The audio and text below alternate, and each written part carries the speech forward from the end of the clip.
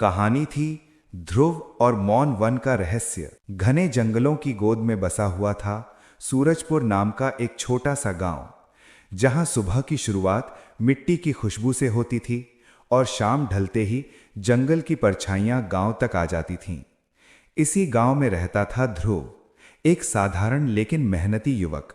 उसके पिता हरिनाथ कहते थे, बेटा, जंगल से उतना ही लेना जितना जरूरी हो। समय किसी का इंतजार नहीं करता। एक दिन हरिनाथ इस दुनिया को छोड़ गए।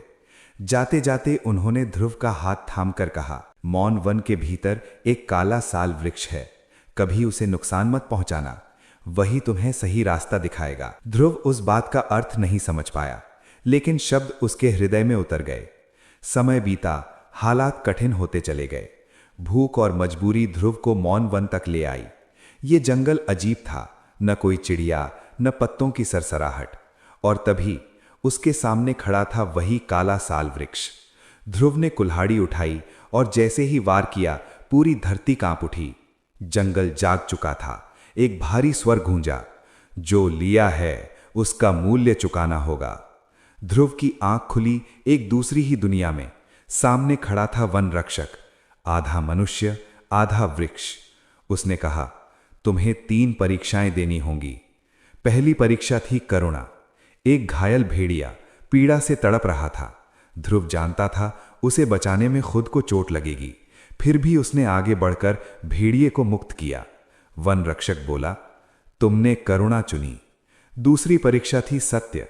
ध्रुव के सामने सोने चांदी का ढेर था, बस एक झूठ और सब उसका हो सकता था। लेकिन ध्रुव ने सिर झुका दिया। झूठ से मिला सुख मुझे स्वीकार नहीं।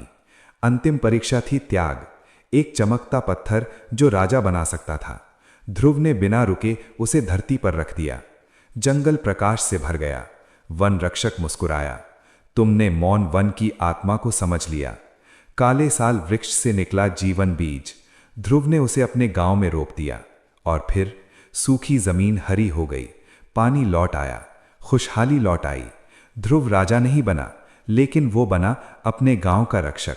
और मौन वन आज भी शांत है, लेकिन जब ध्रुव गुजरता है, हवा जरूर मुस्कुरा उठती है, क्योंकि जो प्रकृति का सम्मान करता है वही सच्ची शक्ति पाता है।